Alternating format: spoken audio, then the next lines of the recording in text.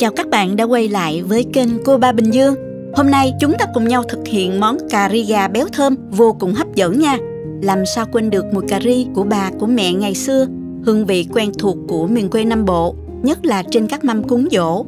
Mùi nồi cà ri thơm nghe là nhận ra ngay. Cách chế biến của mỗi nhà sẽ khác nhau đôi chút để phù hợp với khẩu vị riêng, nhưng không thể thiếu bột cà ri và nước cốt dừa nha. Mình sẽ chia sẻ thêm về cách nấu của mình và vài điểm lưu ý giúp cho nồi cà ri gà vẫn đảm bảo béo ngon, thịt gà và khoai mềm nhưng không bị rã cũng như là bị ngấy nha các bạn. Nào chúng ta cùng thực hiện ngay thôi. Nếu thích video nhớ bấm nút đăng ký để đón xem những món ăn tiếp theo của mình. Mời các bạn xem thành phần nguyên liệu trước khi thực hiện.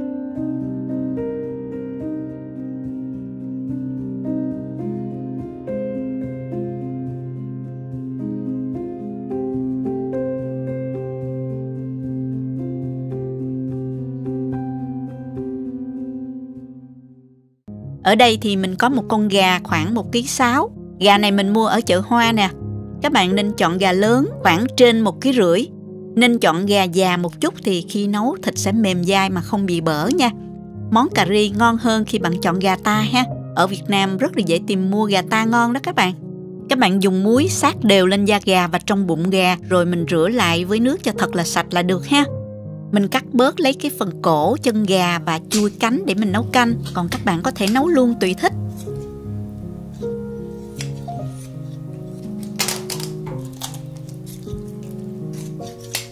Sau đó thì mình chặt gà ra thành từng miếng to to một chút, cạnh khoảng 4 cm. Mình cắt vuông thì khi mình trình bày thành phẩm sẽ đẹp hơn đó các bạn. Miếng nào dài quá thì mình có thể cắt đôi ra ha.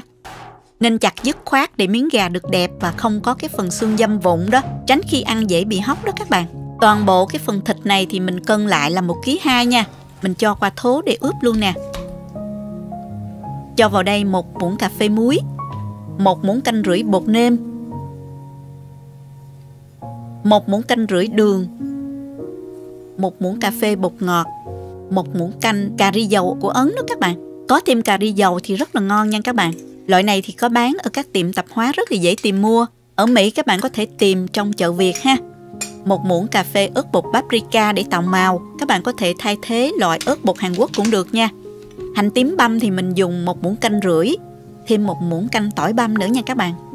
Cuối cùng thì mình cho 2 muỗng canh rượu mai quế lộ. Các bạn có thể thay thế bằng rượu nấu ăn hay là rượu trắng để cho thịt được thơm hơn đó các bạn. Trộn đều tất cả lên. Mình để từ 2 đến 4 tiếng cho thịt đủ thấm gia vị.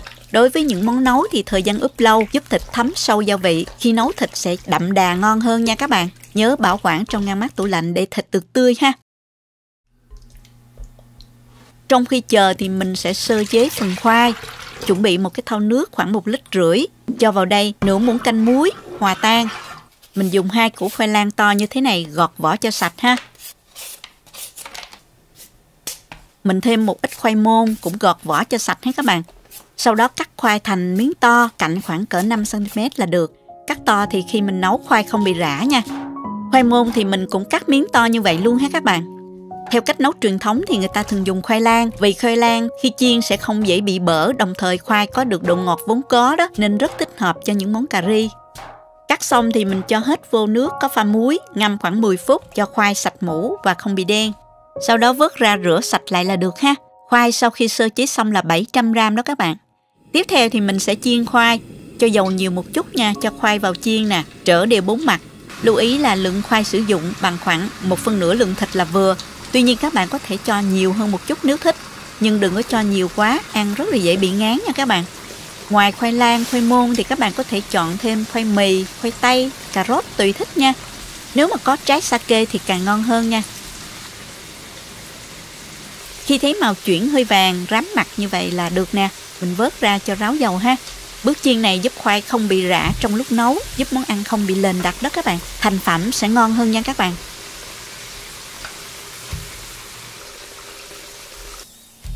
Thịt gà mình đã ướp được hơn 2 tiếng rồi. Trước khi nấu mình sẽ xào gia vị cho thơm. Cho vào chảo 2 muỗng canh dầu, cho sả cắt khúc nè. Xào sả lên cho thơm. Tiếp theo thì mình cho hành tím còn lại vào và tỏi nữa nha. Xào tất cả lên cho thơm nè. Trước khi cho thịt vô thì mình sẽ tạm gấp mấy cái khúc sả này ra để cho dễ trộn đó. Cho vào chảo vài trái ớt khô nếu thích. Ớt thì các bạn có thể cắt nhỏ ra nha. Và mình cho hương liệu thơm vào, gồm có 1 muỗng canh bột cà ri, 1 muỗng cà phê bột nghệ, 1/3 muỗng cà phê ngũ vị hương, vài cái lá cà ri nữa nha. Và mình hạ lửa nhỏ. Mình xào trong 30 giây thôi nha. Lưu ý là không xào lâu quá, hương liệu bột rất là dễ bị đen và mất đi mùi thơm nha các bạn. Và bây giờ thì mình cho thịt gà vào nè. Các bạn tăng lửa lớn trên mức trung bình nha. Và mình xào cho tất cả gia vị thấm đều vào thịt gà.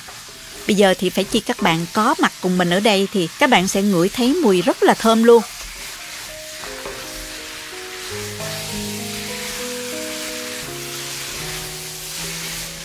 Mình cứ xào như vậy khoảng 5 phút nha. Khi thấy thịt săn lại thì mình tắt bếp.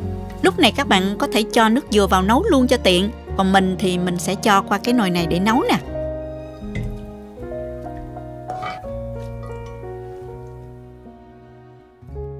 Cho vào nồi 400ml nước dừa và 500ml nước giảo dừa. Nếu không có nước dừa giảo thì các bạn có thể pha 3 phần nước với lại 1 phần nước cốt dừa là được. Và mình nêm vào đây 1 muỗng cà phê muối và 1 muỗng canh bột nêm, khuấy đều lên. Sau đó thì mình cho vào lại phần sả cắt khúc lúc nãy mà mình tạm vớt ra đó, mình cho vào luôn.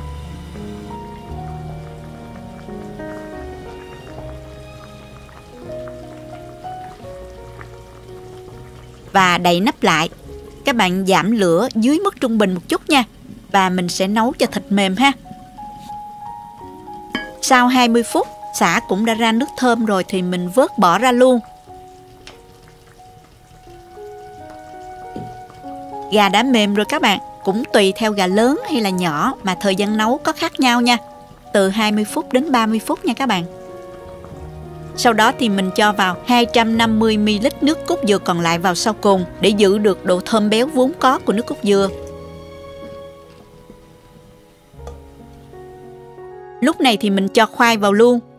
Khoai này đã được chiên sơ rồi nên rất là nhanh mềm nha các bạn. Nấu thêm 5 phút nữa là khoai đã mềm rồi. Và để tăng thêm độ thơm và giảm độ béo ngậy cho nồi cà ri thì mình dùng thêm 200ml sữa tươi không đường vào nữa nha. Nêm lại cho vừa ăn ha các bạn. Cho vào 1 muỗng canh đường phèn, nửa muỗng canh bột nêm. Cà ri phải hơi ngọt mới ngon nha các bạn. Tuy nhiên các bạn có thể điều chỉnh lại theo khẩu vị gia đình ha. Khuấy đều và mình cho hành tây vào sau cùng, rồi tắt bếp luôn. Như vậy mình đã hoàn thành xong nồi cà ri gà, nhìn hấp dẫn chứ nè. Thơm lừng mùi cà ri đặc trưng, ngửi thấy là muốn ăn liền luôn các bạn ơi. Mình múc ra tô thưởng thức thôi các bạn. Thịt gà mềm dai, thấm gia vị đậm đà. Khoai lang, khoai môn chín mềm và không bị rã. Thấm nước cốt dừa béo ngọt rất là ngon.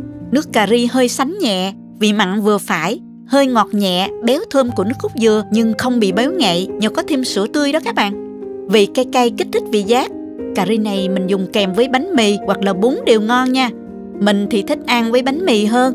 Bánh mì phải chấm đậm nước cà ri mới cảm nhận được hết vị béo thơm nha các bạn. Chúc các bạn nấu cà ri thật ngon cho gia đình vào dịp cuối tuần. Những dịp tụ họp gia đình, mình rất thích nấu món lẩu gà nấu nấm. Đây là một món ăn dễ làm, giàu dinh dưỡng và phù hợp với mọi lứa tuổi, từ người lớn đến trẻ nhỏ. Một món ăn thanh đạm, dễ ăn, ai cũng có thể thưởng thức và yêu thích. Trong video hôm nay, mình sẽ hướng dẫn các bạn cách làm lẩu gà nấu nấm thật đơn giản.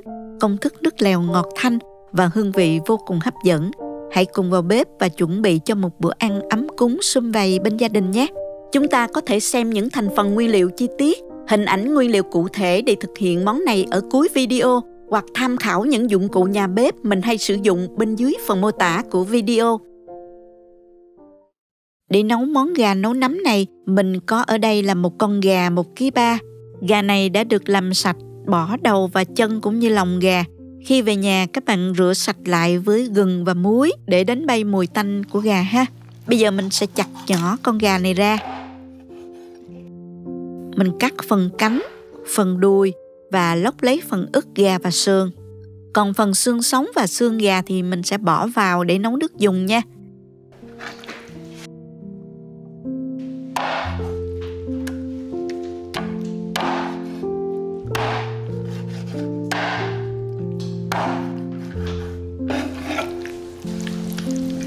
Phần xương đùi này mình chặt ra để khi hầm xương dễ ra chất ngọt nha.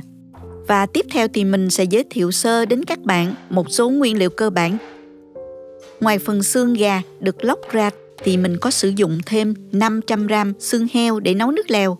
Mình có một củ hành tây khoảng 300g, mình chẻ đôi ra và thêm củ gừng 100g, chẻ đôi ra luôn, rồi đem cho vào lò nướng ở nhiệt độ 380 độ F trong 15 phút. Mình chịu khó nướng thì hành và gừng sẽ thơm nhẹ nhàng và không bị gắt nha các bạn. Để cho nước dùng lẩu gà được ngọt thì mình cho thêm củ cải trắng và bắp ngọt. Mình cắt khúc ra ha.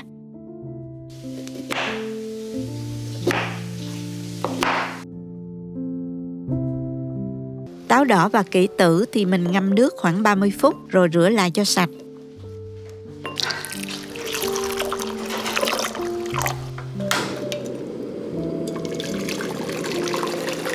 Phần thịt gà đã chặt nhỏ này mình sẽ đem đi ướp gia vị. Cho vào tô 1 muỗng canh hành tím, 1 muỗng canh gừng, vài cái đầu hành lá đập dập, 1 muỗng rưỡi cà phê bột nêm, 1 muỗng cà phê đường, nửa muỗng cà phê tiêu, nửa muỗng cà phê bột ngọt, 1 muỗng canh nước mắm.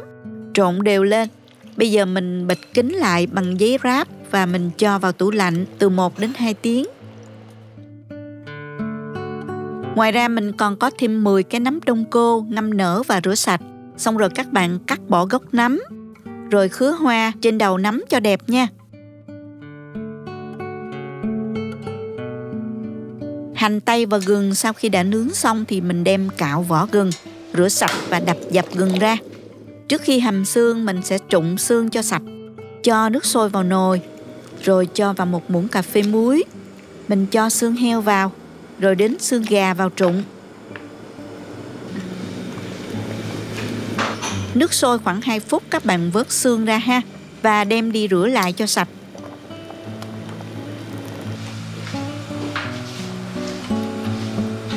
Bây giờ mình hầm xương nè, cho vào nồi 3,5 lít nước.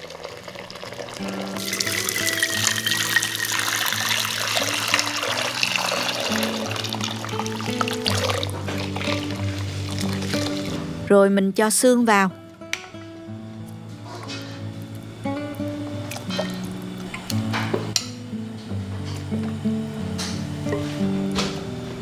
Cho hành tây nướng, gừng nướng, 30g đường phèn và 1 muỗng canh muối.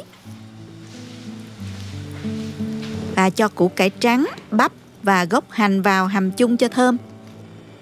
Bạn nào có gốc ngò rí thì mình cho vào sẽ thơm hơn nha.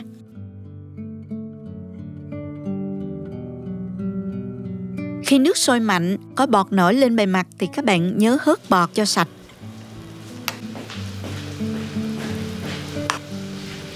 Xong rồi mình hạ lửa nhỏ để nấu. Thỉnh thoảng nhớ canh chừng và hớt bọt để cho nồi nước lèo được trong nha.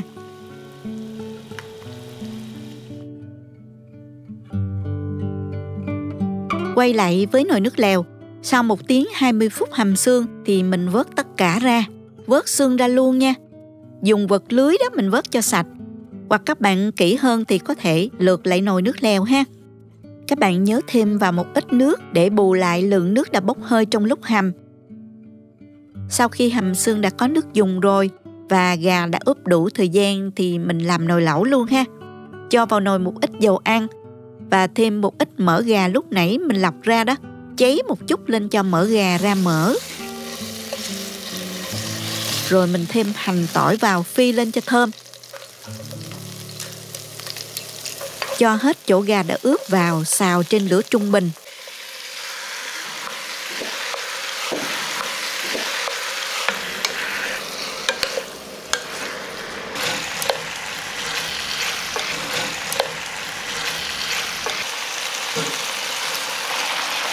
Đến khi gà săn lại như thế này là được. Mình cho vào đây 1,2 lít nước dùng.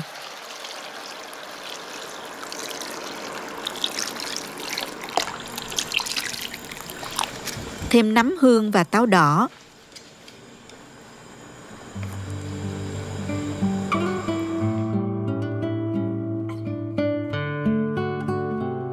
Nấu cho sôi lên để nấm chín. Lúc này mình cho thêm vài khúc bắp ngọt, vừa đẹp mắt lại ăn chống ngán nữa nha các bạn.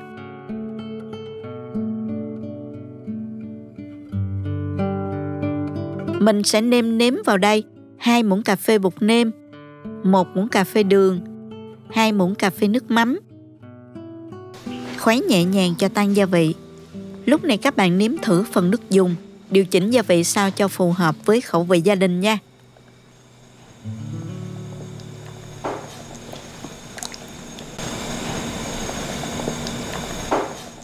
Cuối cùng mình thêm kỷ tử vào và nấu sôi khoảng 2 phút rồi tắt bếp. Thêm một chút hành lá cắt khúc lên trên cho thơm và đẹp mắt.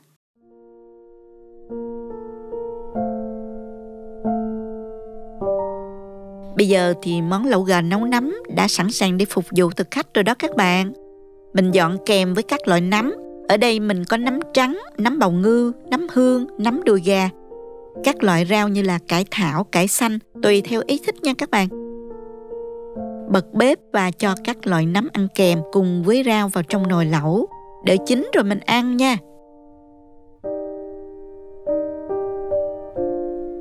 Mình có chuẩn bị mì trứng để ăn kèm nữa.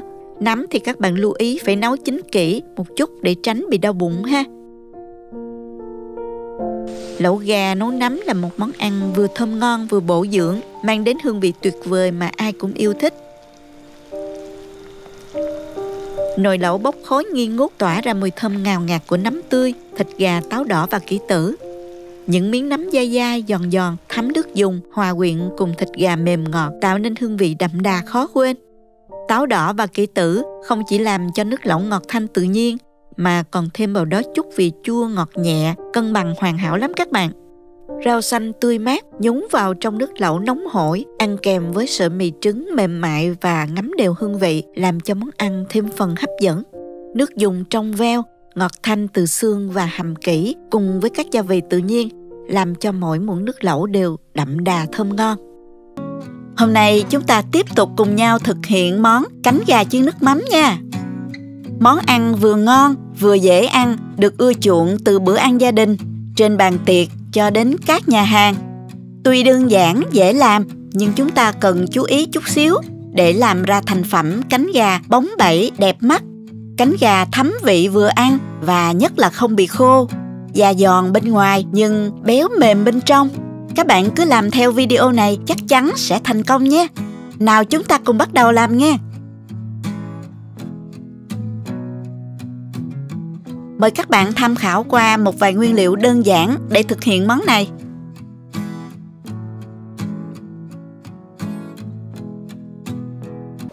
Và để cho đỡ mất thời gian thì mình sẽ cho nước sôi vào nồi nè. Cho tiếp vào nửa muỗng canh muối, một ít gừng đập dập. Tiếp tục mình cho cánh gà vào trụng. Mấy cánh gà này là mình đã rửa sạch rồi nha các bạn. Công đoạn trụng này là giúp gà không tanh và da gà săn lại. Cánh gà này rất mềm nên các bạn không cần luộc chín, khiến thịt nó bị nhão không ngon đâu. Mình trụng khoảng 2 đến 3 phút là được. Các bạn linh động xíu tùy theo cánh gà lớn hay nhỏ nha. Lưu ý là nếu mà các bạn dùng đùi gà thì các bạn nên thêm thời gian trụng. Mình trụng khoảng từ 6 đến 7 phút với lửa vừa là được ha. Rồi mình vớt cánh gà ra luôn nè. Để ở đây cho ráo nước một chút rồi mình đem ướp ha. Sau khi cánh gà đã ráo rồi thì mình cho cánh gà vào tô nè. Với lượng là 600 g này là mình sẽ ướp vào đây 1 muỗng canh nước hành tỏi, gừng, 1 muỗng cà phê hạt nêm gà, 1/3 muỗng cà phê tiêu, 2 muỗng cà phê nước mắm, một chút xíu dầu ăn để cho món ăn được bóng bẩy nha. Và để tạo màu đẹp thì mình cho thêm 1 muỗng cà phê ớt bột rồi mình trộn đều lên. Loại ớt này rất thơm và ít cay nhưng mà cho màu rất là đẹp. Bạn nào không thích thì mình bỏ qua nha, không dùng cũng được ha. Và mình sẽ để ở đây mình ướp 20 phút cho cánh gà thấm gia vị. Và trước khi bắt đầu chiên thì mình sẽ áo sơ bột để cánh gà được ráo và khi chiên sẽ không bị văng dầu. Mình dùng khoảng 1,5 muỗng bột chiên giòn, Mình rắc sơ như vậy nè.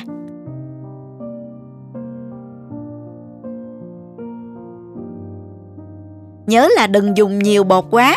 Khi chiên thì bề mặt gà nó sẽ bị sừ lên, nhìn không được mướt nha các bạn. Giờ thì đến công đoạn chiên. Mình cho dầu vào chảo nè, nhiều một chút để chiên ngập dầu đó. Mình cho cánh gà vào chiên nè, để ở mức lửa vừa nha. Các bạn có thể cắt cánh gà ra cũng được, vì cánh gà của mình hơi nhỏ đó, cho nên mình để nguyên. Sử dụng lượng dầu hơi nhiều, nhưng chiên như vậy mới ngon nè các bạn. Nhớ là trỡ đều cánh gà cho vàng đều hai mặt, rồi mình vớt ra liền nha. Không chiên lâu quá nha các bạn, thịt nó sẽ bị khô không ngon.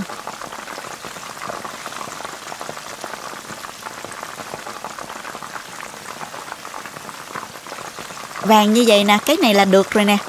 Mình vớt ra rổ có lót giấy thấm dầu cho nó ráo dầu ha.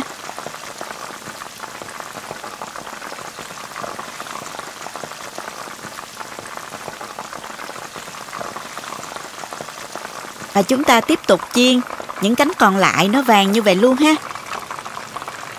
Mình chiên xong rồi các bạn. Mới chiên thôi mà thấy hấp dẫn rồi đó. Mình đến bước tiếp theo nha. Pha hỗn hợp sốt nè, gồm có 2 muỗng canh đường, 2 muỗng canh nước mắm, 1/3 muỗng cà phê bột ngọt. Bạn nào không dùng bột ngọt thì mình khỏi cho vào ha. 1/3 muỗng cà phê tiêu, nửa muỗng canh tương ớt. Bạn nào không ăn cay thì mình đừng cho vào nha.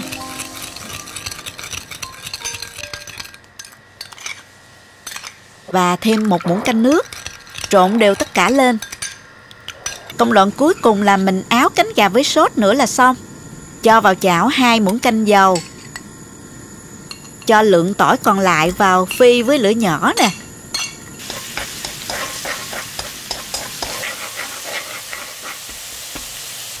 Khi mà tỏi vừa vàng á, thì mình tạm tắt bếp và vớt tỏi ra để lát nữa thành phẩm mình nó không bị lợn cợn á, nhìn nó sẽ đẹp mắt hơn nha.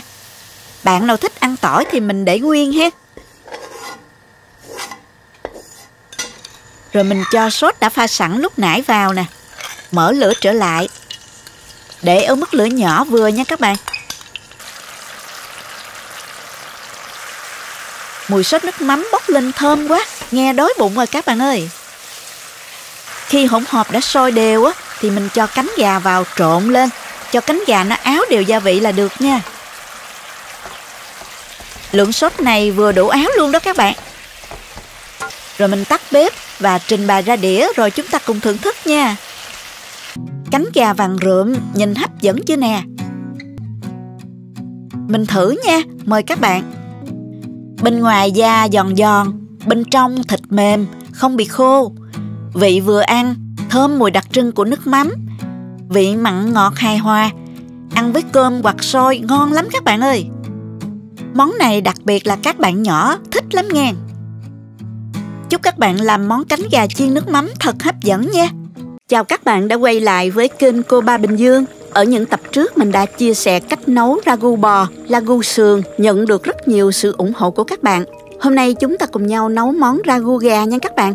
Các bạn dùng công thức này nấu cho gia đình hay đám tiệc đều rất ngon. Nấu ragu không hề khó, chỉ cần làm đúng theo video này chắc chắn sẽ thành công. Nào chúng ta cùng thực hiện ngay thôi. Các bạn có thể xem lại những cách nấu ragu khác. Những dụng cụ nấu ăn mình hay dùng có để link ở bên dưới phần mô tả của video. Mời các bạn xem qua thành phần nguyên liệu trước khi thực hiện.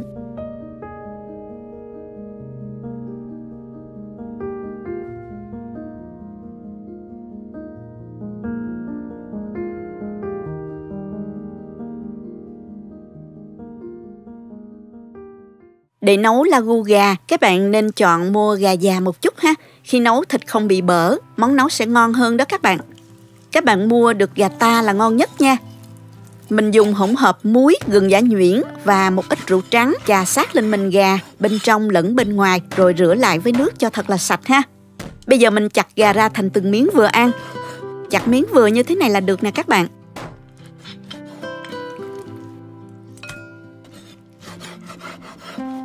Con gà này nó hơi nhỏ nên mình dùng thêm 3 cái đùi gà nữa nha.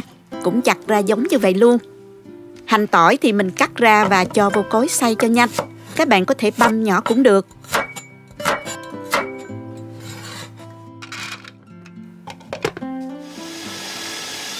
Bây giờ ướp thịt trước cho thấm nè.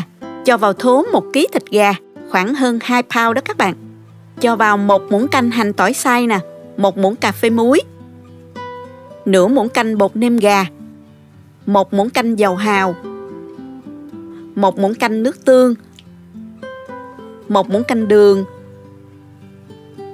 nửa muỗng cà phê tiêu, 1/3 muỗng cà phê bột gừng. Nếu không có bột gừng thì các bạn thay thế khoảng 3 gam gừng tươi ha. Lượng gừng mình dùng rất là ít nha các bạn. Nửa muỗng cà phê ớt bột paprika để tăng thêm màu sắc cho món ăn. Nếu không có cũng không sao nha các bạn. Sau đó các bạn trộn đều và để ít nhất là khoảng 30 phút. Nếu có thời gian các bạn có thể ướp từ 2 đến 8 tiếng thì càng ngon nha. Nếu ướp lâu thì các bạn nên bảo quản trong ngăn mát tủ lạnh cho thịt được tươi nha. Cho vào chảo nửa muỗng canh dầu và 30 gam bơ lạc. Cho hành tỏi vào phi thơm. Sau đó cho gà vào xào. Tăng lửa trên mức trung bình.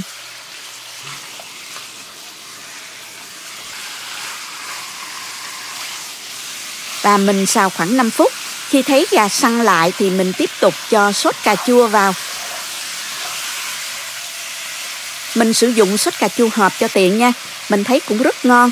Hộp này là 425 gram. Mình cho vào khoảng 2/3 hộp vào trước nha các bạn. Lưu ý các bạn dùng sốt cà chua chứ không phải là tương cà ketchup nha. Tương cà ketchup là một loại nước chấm có gia vị nên mình không dùng cho món này nha các bạn.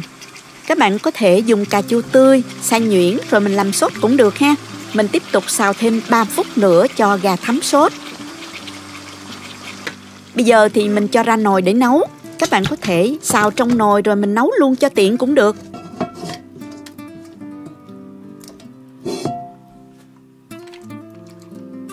Cho vào 500 ml nước dừa và 300 ml nước lọc. Các bạn có thể dùng hoàn toàn bằng nước dừa tươi cũng được nha. Khi nước sôi có bọt, nhớ hớt bọt nha. Sau đó hạ lửa nhỏ, đậy nắp và mình ninh cho thịt gà mềm. Trong lúc chờ gà mềm thì mình đi chiên khoai nha các bạn. Bước này giúp khoai chín mềm mà không bị rã khi nấu. Cho dầu vào chảo nè. Dầu nóng rồi thì mình cho khoai vào chiên.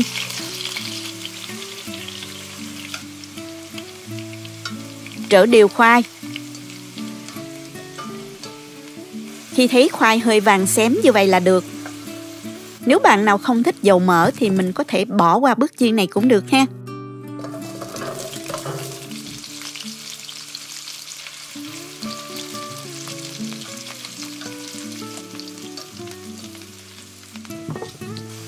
Sau 30 phút, thịt gà đã mềm rồi các bạn. Lưu ý thời gian để cho thịt gà mềm cũng tùy vào là gà tơ hay già nữa nha. Mình nêm vào 1 muỗng canh bột nêm gà,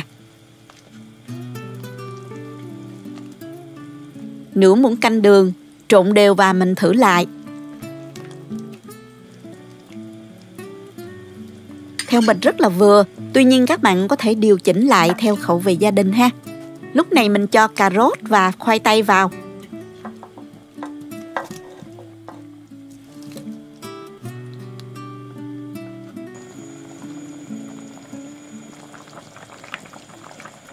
Xôi khoảng 5 phút nữa là gà và khoai đã mềm vì đã được chiên chín sơ rồi đó các bạn. Phần cà chua còn lại các bạn cho hết vào luôn. Thêm 20 gram bơ lạc vào sau cùng cho thơm nè.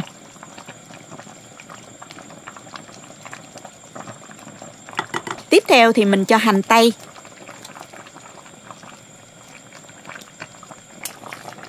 Mình tắt bếp nha. Món ăn đã hoàn thành rồi đó các bạn. Mình múc ra tô.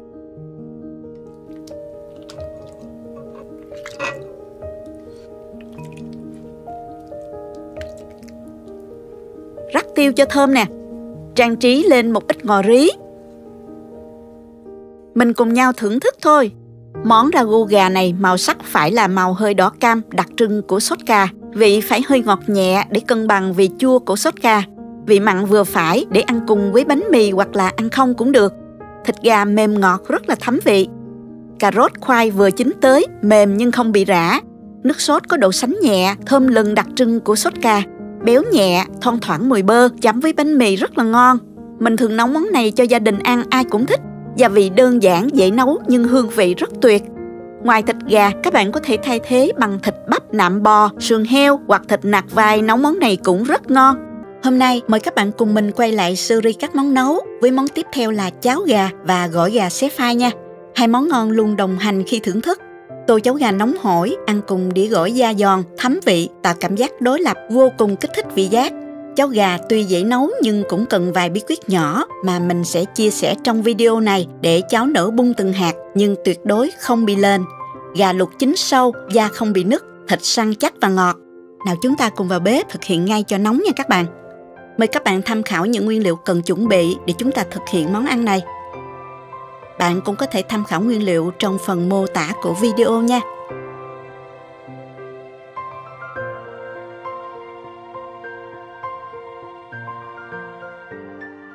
Mình có một con gà 2 kg nè các bạn. Gà này là gà tơ lông vàng, mình mua ở chợ người Hoa. Tuy không bằng gà Việt Nam nhưng biết cách chế biến thì cũng thơm ngon lắm đó các bạn. Sau đó các bạn dùng muối, chanh, mình chà sát bên ngoài da gà và bên trong phần bụng gà, rồi mình rửa lại với nhiều lần nước cho sạch nha. Cắt móng nó ra nè. Rồi lấy cục dầu ở đây ra cho kỹ nha. Phần này rất là hôi đó. Bây giờ mình luộc gà ha các bạn. Cho vào nồi 3 lít nước. Nếu nồi lớn hơn thì các bạn cho 4 lít luôn để một chút nữa, mình khỏi phải chăm thêm nha. Mình đun cho nước nóng khoảng 50 độ C là tốt nhất. Nước nóng mà các bạn có thể cho tay vào được đó. Như vậy gà sẽ không bị tanh và không bị nứt da gà ha.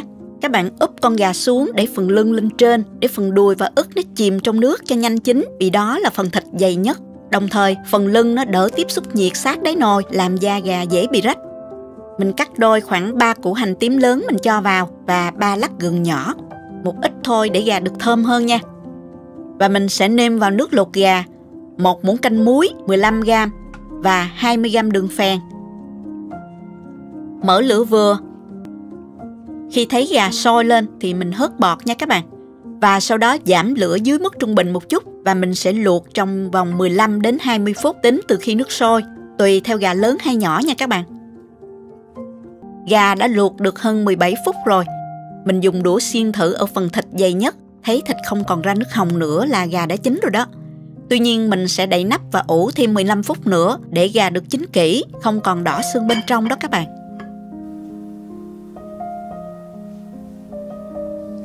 Trong khi chờ thì mình dùng mỡ gà thắng lấy mỡ để xào gạo nè. Các bạn có thể dùng dầu cũng được ha. Mình thắng khoảng được 2 muỗng canh đó các bạn.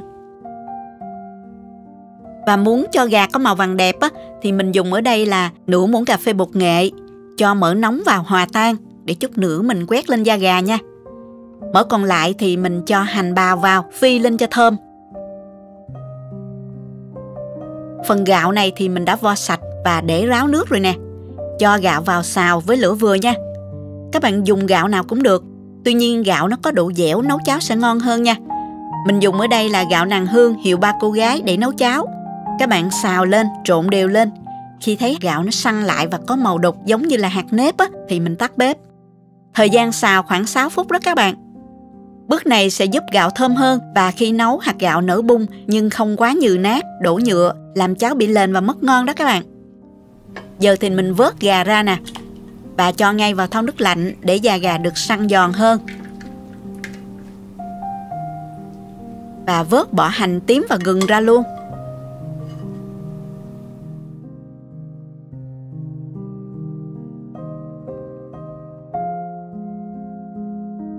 Tiếp theo thì mình chăm thêm nước súp gà vào để nấu. Nếu không có nước súp gà, các bạn cho nước lọc vẫn ngon nha. Nếu gà nhỏ hơn thì các bạn có thể không cần thêm nước. Các bạn chăm thêm vào sao cho đủ 4 lít nước. Và mình cho gạo đã xào vào trong nước luộc gà để nấu cháo. Mở lửa vừa dưới mức trung bình một chút và mình ninh cho gạo nở ha các bạn.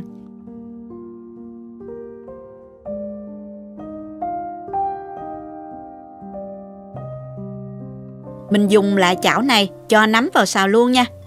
Cho vào một chút dầu khoảng nửa muỗng canh. Cho hành tím vào phi lên cho thơm. và cho nấm vào xào lên.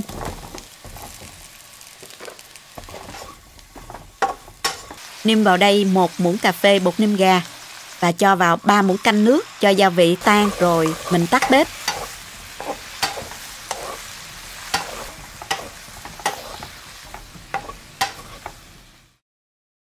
Mình pha nước trộn gỏi gồm có 60 g đường, 30 g nước mắm. Mở lửa thật nhỏ cho nóng lên cho đường dễ tan, không cần sôi nha các bạn.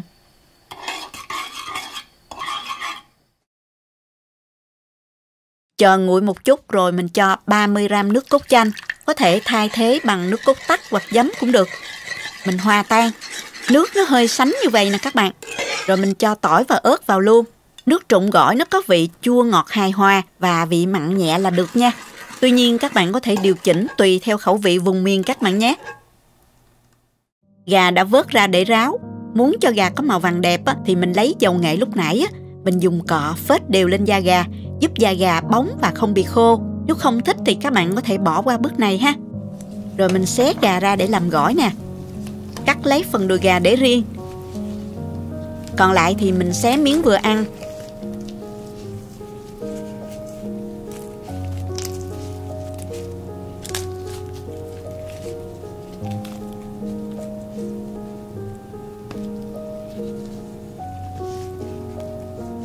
Xương gà này các bạn nhớ là cho lại vào nồi cháo để mình lấy nước ngọt nha.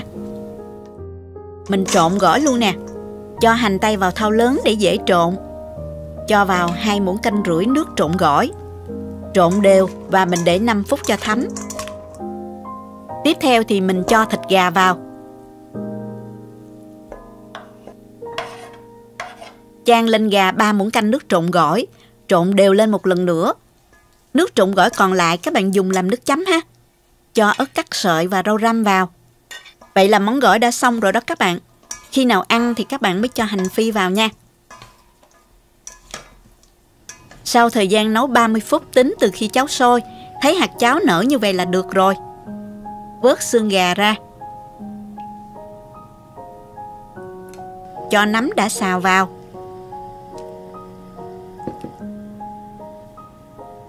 Và mình nêm cháo lại cho vừa ăn nè.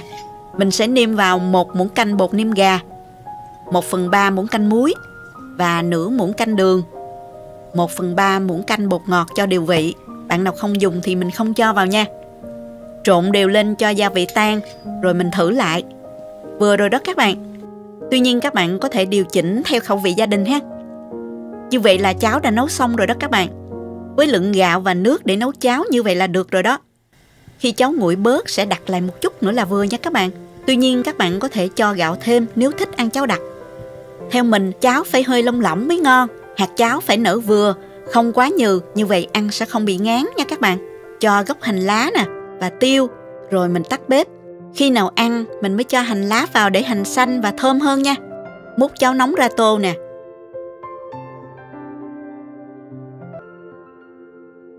Cháo được ăn kèm với gỏi gà chua ngọt hoặc là xé phai bóp rau răm, muối tiêu cũng rất là ngon. Cháo ngọt rất vừa ăn, hạt gạo nở bung nhưng không quá nhừ, béo nhẹ và thơm nữa, nhờ mình đã làm bước xào gạo đó các bạn. Nấm rất giòn, góp thêm vị ngọt cho nồi cháo. Gỏi gà thấm vị chua ngọt đậm đà, một chút mặn nhẹ, cay của ớt, mùi thơm của hành phi, hành tây thì giòn tan. Chấm thêm nước chấm chua ngọt nữa ngon lắm luôn. Đối với mình, món gỏi lúc nào cũng hấp dẫn, ăn không hề bị ngán đâu nha. Thịt gà chấm muối tiêu chanh ăn kèm với vài cọng rau răm thơm thơm, hợp lắm luôn.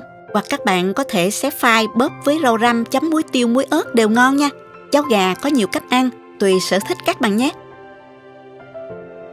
Cháo gà rất dễ nấu và dễ ăn nữa phải không nè?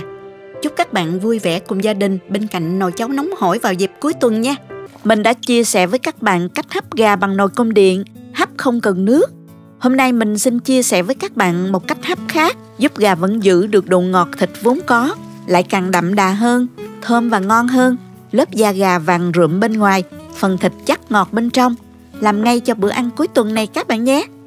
Chúng ta có thể xem những thành phần nguyên liệu chi tiết, hình ảnh nguyên liệu cụ thể để thực hiện món này ở cuối video, hoặc tham khảo những dụng cụ nhà bếp mình hay sử dụng bên dưới phần mô tả của video. Hôm nay mình sẽ hấp gà với mía nha, giúp món gà vừa thơm vừa ngọt. Mía này mình chẻ ra làm đôi thì mình đập dập và lót ở dưới đáy nồi. Một số thì mình chẻ ra làm tư cắt ngắn để nhét vào trong bụng gà.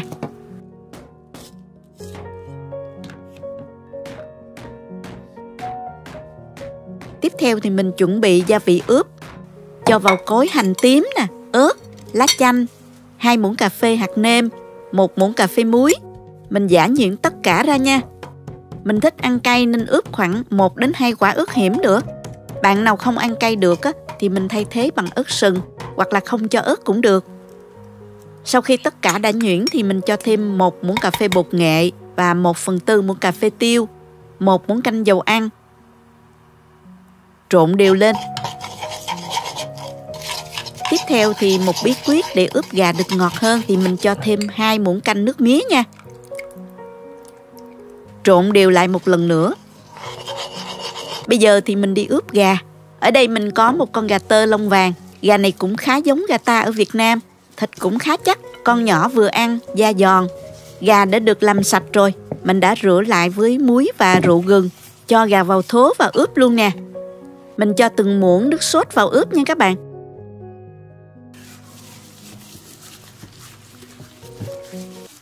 Massage đều trên mình gà và cả bên trong bụng gà luôn. Nhớ ướp cho đều nha các bạn. Mình ướp khoảng từ 30 phút đến 1 tiếng nếu mà có thời gian ha. Nhớ để trong tủ lạnh cho an toàn nha. Xếp mía và sả kín ở dưới đáy nồi để da gà không tiếp xúc trực tiếp đáy nồi, tránh bị cháy nha. Thêm một ít lá rau răm nữa. Gà đã ướp xong thì mình nhét một phần mía và sả cay vào trong bụng gà. Rồi mình đặt gà nằm gọn vào trong nồi. Mình vò nát một vài cái lá chanh bỏ bên trên mình gà cho thơm nè. Cuối cùng thêm 150 ml nước mía đổ vào trong nồi.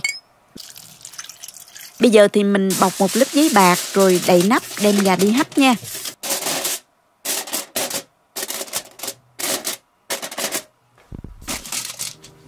Mình hấp gà với lửa vừa trong khoảng 50 phút. Tùy theo trọng lượng của gà mà thời gian hấp có thể khác nhau chút xíu nha các bạn.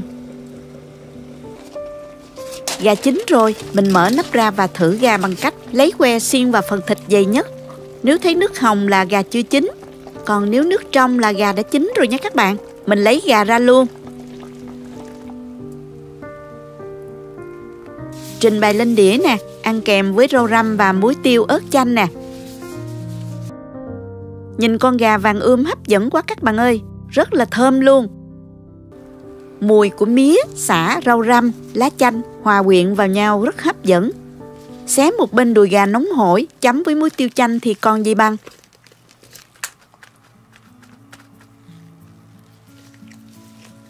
Thịt gà hấp với ít nước mía nên giữ nguyên được độ ngọt, chắc thịt. Da gà săn giòn vàng ươm, tuyệt lắm các bạn. Món này đơn giản là dễ làm. Mọi người cùng vào bếp thử ngay với mình nha. Xin chào các bạn đã quay lại với kênh Cô Ba Bình Dương. Chắc chắn bạn đã có lần nghe qua món chân gà hầm tàu xì rồi phải không? Rất là hấp dẫn luôn. Tuy nhiên cách làm đúng chuẩn thì hơi phức tạp và tốn nhiều công sức, thời gian. Hôm nay mình sẽ hướng dẫn các bạn một món chân gà hầm ngon không kém và mùi vị hấp dẫn không thua gì chân gà tàu xì.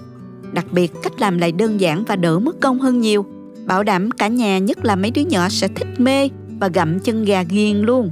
Nào mời các bạn cùng vào bếp thực hiện với mình nha. Chúng ta có thể xem những thành phần nguyên liệu chi tiết, hình ảnh nguyên liệu cụ thể để thực hiện món này ở cuối video, hoặc tham khảo những dụng cụ nhà bếp mình hay sử dụng bên dưới phần mô tả của video. Đây là 1,5 kg chân gà công nghiệp. Chân gà này có gân, da và to mập hơn chân gà ta, ăn sẽ béo và ngon hơn nha các bạn. Chân gà này mình đã rửa với muối và giấm loãng, sạch sẽ rồi, để ráo nước. Bây giờ mình sẽ dùng kéo cắt bỏ móng chân gà ha. Cắt xong rồi bây giờ mình sẽ trụng chân gà ha các bạn. Cho nước vào nồi. Cho vài lát gừng và cho hành cắt lát. 2 muỗng canh giấm và 2 muỗng canh rượu nấu ăn. Rượu trắng cũng được ha. Khi nước sôi mình cho chân gà vào mình trụng trong 1 phút nha.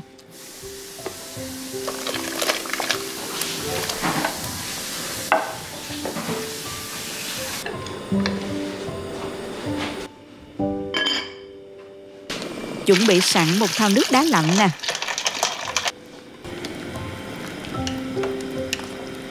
Tiếp theo mình cho thêm vào một muỗng canh mật ong 30g. Mật ong sẽ giúp khi chiên chân gà lên màu đẹp đó các bạn. Rồi mình trụng thêm 1 phút nữa nha.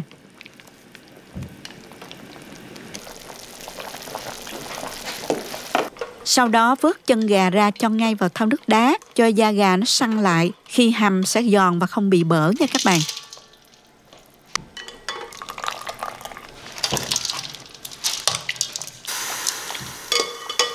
Mình đem chân gà đi rửa lại và để thật khô nước. Có thể dùng khăn giấy bếp lau thật khô để khi chiên đỡ văng dầu đó.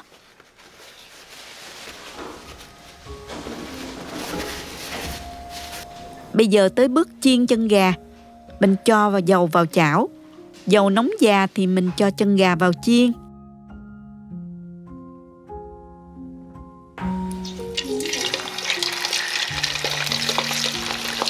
Các bạn đậy nắp lại để không bị văng dầu ha. Mình chiên khoảng 10 phút thì các bạn tắt bếp một lúc rồi mình mới mở nắp nồi và trở gà cho an toàn ha. Sau đó thì mình đậy nắp lại và mở lửa trở lại và tiếp tục chiên đến khi chân gà vàng đều nha.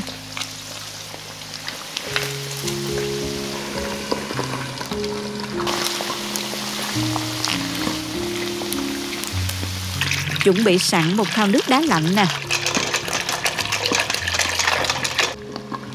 Chân gà vàng như vậy là được nè các bạn.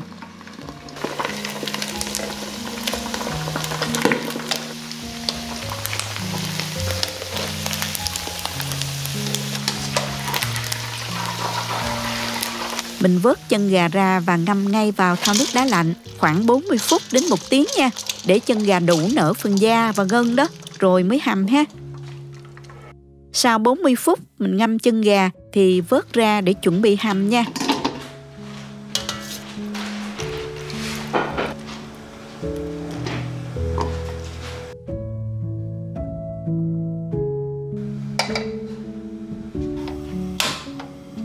Cho vào nồi 2 muỗng canh dầu. Cho vào khoảng 1 củ tỏi nè. Các bạn để nguyên tép ha. Hành tím cũng vậy. Và vài lát gừng vào xào lên cho thơm.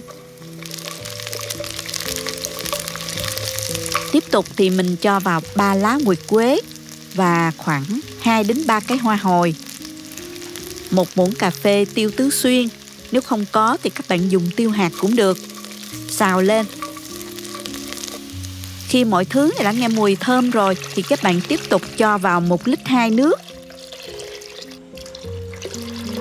Rồi mình cho gia vị vào gồm có 20g bột nêm gà, 30g đường phèn, 30g dầu hào, 15g tương tàu xì. Nếu không có thì các bạn sử dụng tương ngọt ha. 45g nước tương, 8g hắc xì dầu, 1/3 muỗng cà phê bột ngũ vị hương, 1 muỗng canh bột ớt paprika để tạo màu cho món ăn và 1/3 muỗng cà phê bột ngọt nếu mà bạn ăn được ha. 30ml rượu nấu ăn. Khuấy tan gia vị.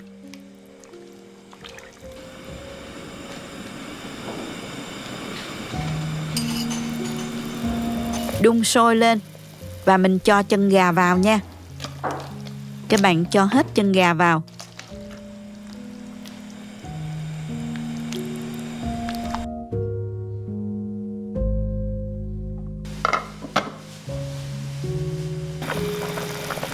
Và đợi cho khi sôi trở lại thì mình vớt bọt nhé các bạn.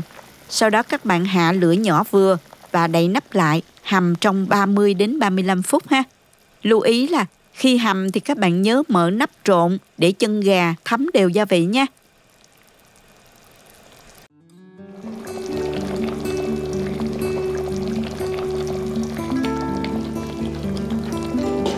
Sau 35 phút bây giờ chân gà đã mềm rồi các bạn.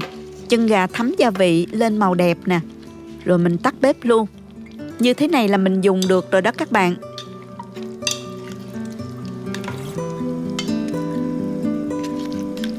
Tuy nhiên mình sẽ cho ra khay hấp cho giống nhà hàng ha.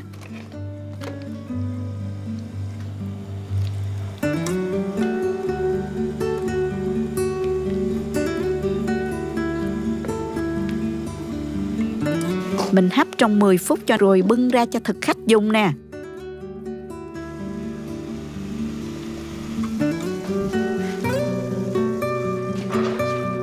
Mời mọi người cùng thưởng thức thôi. Chân gà thơm phức, da mềm nhưng không nhão nhờ bước chiên đó. Màu sắc nhìn bắt mắt chưa nè. Chân gà giòn dai hấp dẫn, vị rất vừa vặn. Ăn không cần chấm thêm đâu nha, ăn ghiền luôn đó các bạn. Tuy nhiều công đoạn một chút nhưng lại đơn giản và dễ làm. Nếu bạn muốn thử món chân gà tàu xì nhưng lại ngại thực hiện phức tạp thì đây là món thay thế hoàn hảo luôn đó các bạn. Thành phẩm chân gà chắc chắn sẽ không làm các bạn thất vọng đâu nha. Chúc các bạn thành công nhé!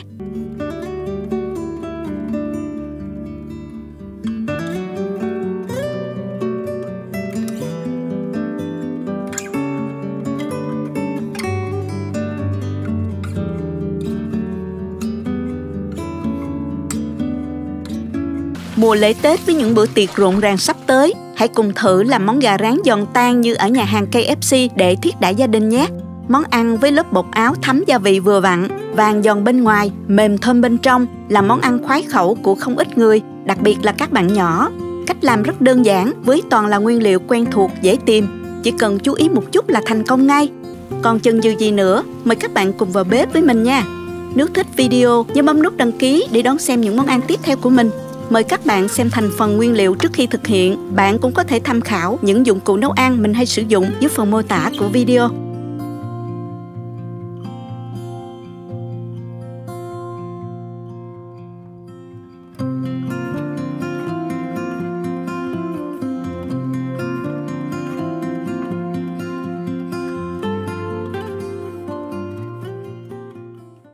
Với món gà này các bạn chọn đùi hoặc cánh, phí lê đùi đều ngon nha. Gà này mình mua đóng sẵn ở trong siêu thị đó. Nhớ để ý mua đát mới nhất nha, để thịt được tươi ngon đó các bạn. Ở đây mình có cả đùi gà và cánh gà. Các bạn rửa gà qua muối và giấm pha loãng, rồi rửa lại với nhiều lần nước cho thật là sạch ha. Rồi để ráo nước nha các bạn. Đầu tiên mình sẽ dùng một cái nĩa nè, xăm thịt gà cho thịt nó dễ thấm gia vị hơn. Xăm đều lên những phần thịt dày nè các bạn.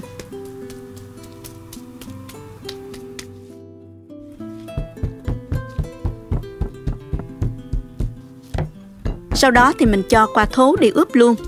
Với 1 kg rưỡi thịt gà thì mình sẽ cho vào đây 2 muỗng cà phê bột tỏi, 2 muỗng cà phê bột hành,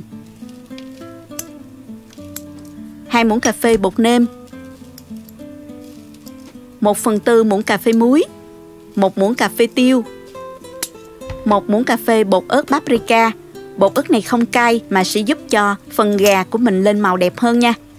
Mình trộn đều và massage cho thịt thấm đều gia vị ha.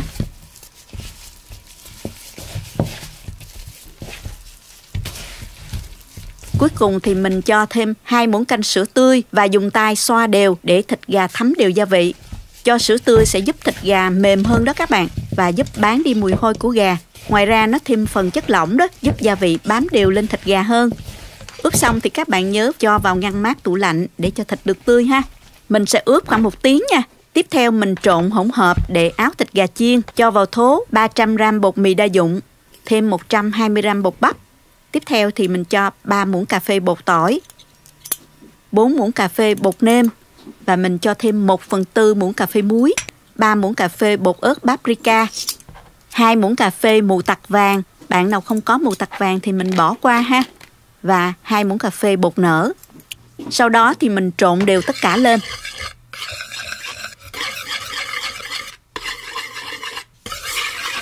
Và chia 1/3 số bột sang một cái tô nhỏ khác. 2/3 còn lại thì mình để trong thố lớn nha. 1/3 số bột này thì mình trộn làm bột ướt. Cho thêm một cái trứng vào. Và 100ml sữa. 120ml nước soda.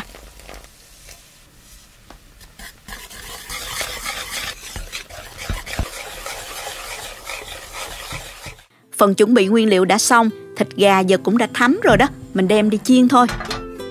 Mình cho dầu vào một cái nồi sâu lòng nha, chiên cho ngập trong dầu nha các bạn. Đợi cho dầu nóng nè. Các bạn có thể dùng đũa thử, như vậy là được rồi. Sau đó các bạn giảm lửa xuống dưới mức trung bình ha. Rồi mình bắt đầu áo bột gà nha. Nhúng gà qua bột ướt.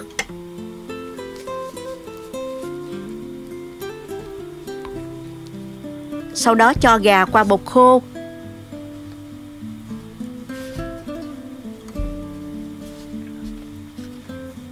Và mình cho ngay vào trong dầu nóng để chiên nè. Lưu ý là mình chiên ở lửa nhỏ dưới trung bình, chiên từ từ để thịt gà chín sâu bên trong, và sau đó khi gà gần vàng lên màu thì mình tăng lửa lên một chút để gà được giòn đều bên ngoài và nhả bớt dầu nha các bạn. Mỗi cánh gà như vậy thì mình chiên khoảng 10 phút, còn với đùi gà lớn hơn thì mình chiên khoảng 15 phút. Nếu các bạn ăn ngay thì mình chiên một lần, nhưng nếu cần phục vụ cho các bữa tiệc đó, chưa cần dùng ngay thì mình sẽ chiên chín gà lần thứ nhất. Sau đó khi nào ăn thì mình chiên lại lần thứ hai để gà lên màu vàng đẹp và giòn lâu hơn nha. Các bạn nhớ lưu ý là mình đừng chiên gà ở mức lửa quá lớn, khiến gà nhanh vàng bên ngoài mà bên trong chưa chín nha.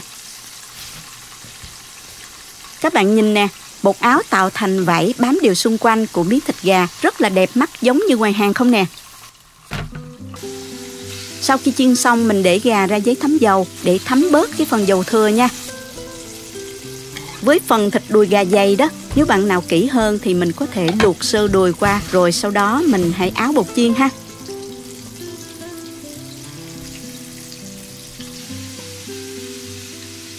Gà chiên ngập trong dầu nhìn hấp dẫn, đói bụng quá các bạn ơi. Ngoài chiên bằng nồi thông thường thì mình có thể dùng nồi chiên dạng deep fry như thế này. Nồi giữ nhiệt đều nên rất là dễ chiên. Nhớ giữ lửa khoảng 280 đến 300 độ F thôi nha các bạn.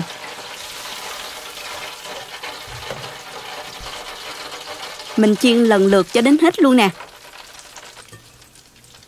Mình chiên xong rồi các bạn. Bây giờ mình trình bày ra đĩa để dùng thôi. Wow, nhìn đĩa gà rán nhìn ngon mắt quá. Lớp bột áo vảy bên ngoài lên màu vàng nâu nhìn hấp dẫn không thua gì trong tiệm phải không nè. Lớp vỏ bên ngoài giòn tan, bên trong thịt mềm không bị khô nha. Gia vị ướp rất là vừa vặn, thơm thơm mùi bột tỏi, hành tiêu. Vì ướp với sữa tươi nên gà béo thơm lắm luôn. Mình chấm với sốt mayonnaise và tương ớt. Công thức này chắc chắn bạn nhỏ sẽ thích mê. Tuy món chiên rán ăn quá nhiều sẽ không tốt cho sức khỏe, nhưng thỉnh thoảng thoải mái một ngày, thay đổi khẩu vị chút xíu sẽ giúp tinh thần sảng khoái, vui vẻ hơn, phải không nè các bạn? Chúc các bạn thành công với món gà rán KFC hấp dẫn này nha. Hôm nay mình xin chia sẻ với các bạn một món ăn mới từ thịt gà, vừa lạ lại vừa quen với cách ướp mới lạ. Từ những nguyên liệu thông thường quen thuộc giúp thịt gà vừa mềm thơm bên trong, giòn ngon bên ngoài, bảo đảm cả nhà sẽ thích mê. Trong video mình sẽ chia sẻ thêm với các bạn một cách áo bột rất hay, tiết kiệm nguyên liệu cũng như thời gian và công sức nữa. Nào cùng vào bếp làm món ăn này với mình nha. Chúng ta có thể xem những thành phần nguyên liệu chi tiết, hình ảnh nguyên liệu cụ thể để thực hiện món này ở cuối video, hoặc tham khảo những dụng cụ nhà bếp mình hay sử dụng bên dưới phần mô tả của video. Mình có ở đây là 4 cái má đùi gà lóc xương, không có da, khoảng 500 gram. Thịt má đùi mềm, giòn, không bị cứng hay là khô bở như là thịt ức gà hoặc thịt đùi gà. Má đùi giúp món ăn ngon hơn rất nhiều. Còn một ít mỡ thì mình dùng dao cắt bỏ hết ha. Sau đó cắt thành miếng nhỏ vừa ăn.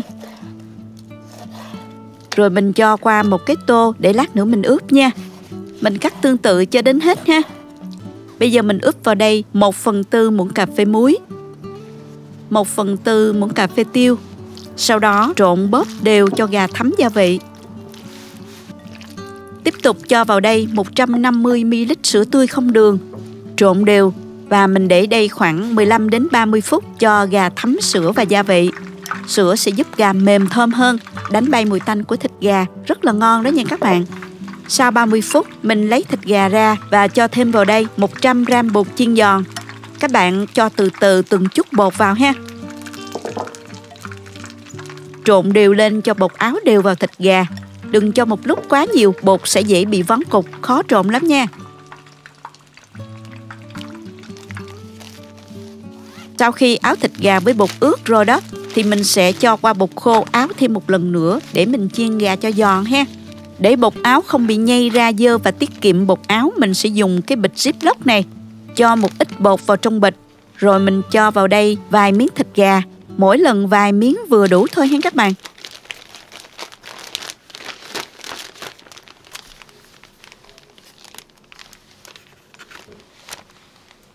Rồi mình khóa túi lại và mình lắc đều cho bột áo đều quanh miếng thịt gà.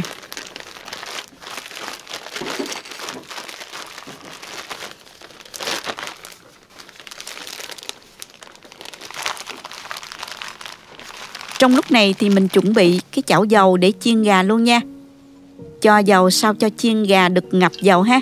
Gà sẽ chín đều và nhanh hơn. Vừa áo bột xong là mình cho ra giũ bớt bột dư và bỏ vào chảo dầu nóng chiên luôn. Mình chiên với lửa trung bình ha các bạn. Gà sẽ chín từ từ bên trong và không bị cháy háp. Mình cứ áo bột như vậy và chiên lần lượt cho đến hết luôn ha.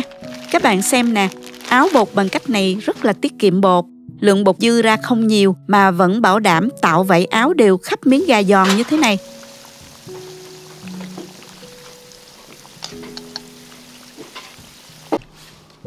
Tiếp theo thì mình sẽ đi làm nước sốt để áo gà nha.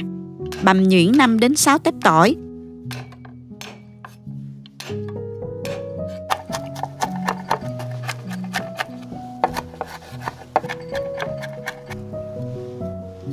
Cắt thêm một ít hành lá.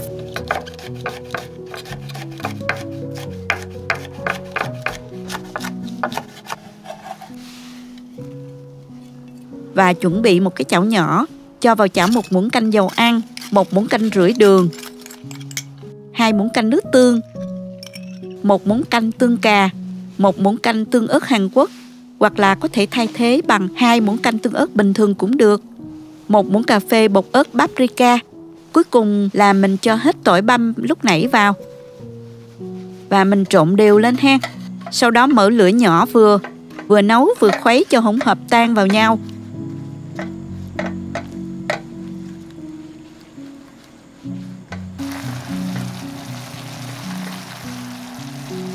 Và đun cho đến khi hỗn hợp nước sốt vừa sôi lăn tăn là mình tắt bếp liền ha.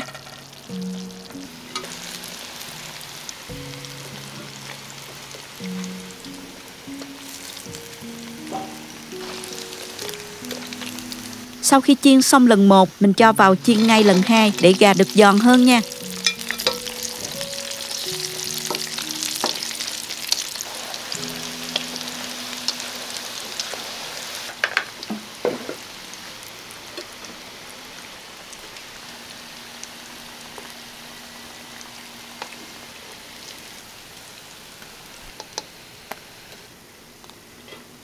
Tiếp theo mình sẽ chuẩn bị một cái tô hoặc một cái thau lớn.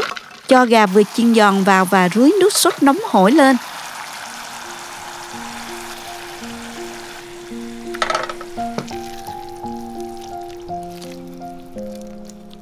Dùng đũa và muỗng trộn thật đều hoặc đậy nắp tô và xốc lên để gà ngấm đều nước sốt ha. Bây giờ thì mình dọn ra đĩa. Rắc thêm một ít rau thơm và hạt mè. Cùng thưởng thức thôi các bạn ơi. Những miếng thịt gà được áo sốt thơm lừng, bên trong mềm thơm nhờ ướp với sữa tươi, bên ngoài giòn tan thấm nước sốt. Ăn chơi hay ăn cơm đều hấp dẫn. Cuối tuần này các bạn cùng vào bếp làm ngay món này để đổi vị cho gia đình nha các bạn. Chúc các bạn thành công.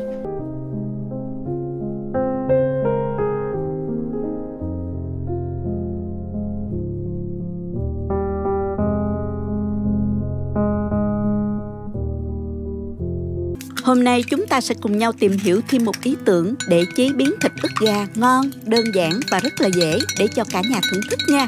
Thành phẩm ăn với cơm hoặc ăn chơi, làm món nhắm cũng rất tuyệt nữa. Nào chúng ta cùng vào bếp làm ngay nha. Chúng ta có thể xem những thành phần nguyên liệu chi tiết, hình ảnh nguyên liệu cụ thể để thực hiện món này ở cuối video, hoặc tham khảo những dụng cụ nhà bếp mình hay sử dụng bên dưới phần mô tả của video. Để làm món này, hôm nay mình chọn thịt ức gà.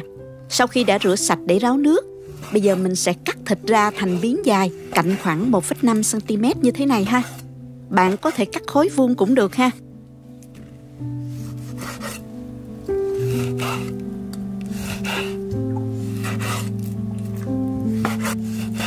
Tiếp theo mình cho thịt vào thố để ướp nè. Cho vào đây 1 muỗng cà phê bột tỏi, 1/3 muỗng cà phê bột gừng. Các bạn có thể thay thế bằng 1 muỗng cà phê nước gừng cũng được nha. 1/3 muỗng cà phê muối, trộn đều lên. đánh tan một cái trứng gà, cho vào thịt gà trộn đều lên luôn.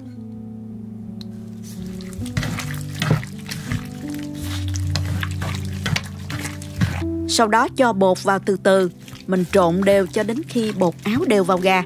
Mình dùng ở đây là 3 muỗng canh bột chiên giòn và 2 muỗng canh bột bắp.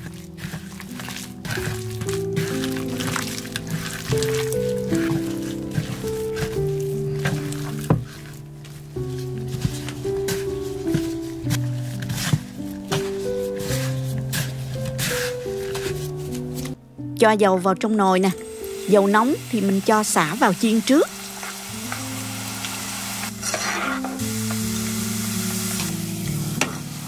Các bạn chiên khi nào thấy sả hơi vàng thì mình vớt ra cho ráo dầu. Tiếp theo cho gà vào chiên với lửa vừa.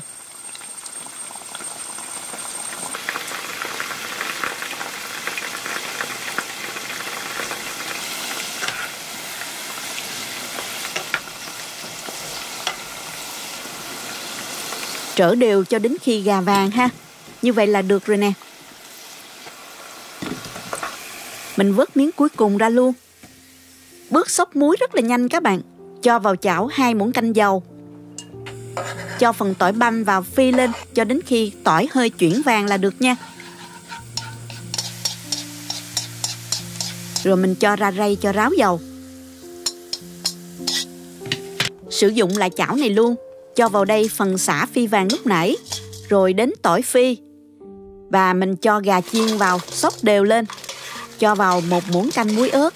Các bạn dùng muối ớt hoặc là muối tôm đều được ha. Nhớ là giã nhuyễn cho dễ bám nha các bạn. Thêm 1 muỗng cà phê đường, xóc đều lên. Lưu ý là vị mặn của muối tôm hoặc là muối ớt mà các bạn dùng có khác nhau. Vì thế nên các bạn gia giảm lượng muối cho phù hợp. Nếu mà bạn nào ăn cay nhiều thì mình cho thêm vào 1 muỗng cà phê bột ớt hoặc là ớt vải nha. Rồi mình xóc đều lên một lần nữa. Lưu ý là vị mặn của muối tôm hoặc là muối ớt mà các bạn dùng có khác nhau. Vì thế các bạn nên gia giảm lượng muối cho phù hợp với khẩu vị gia đình các bạn nhé.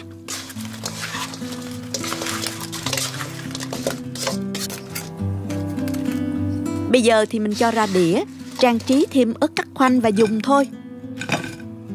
Thịt gà giòn giòn nè, thêm vị mặn vừa phải và cay nhẹ của muối ớt, hòa quyện cùng mùi thơm giòn của tỏi và của sả phi vàng, rất là hợp và ngon các bạn.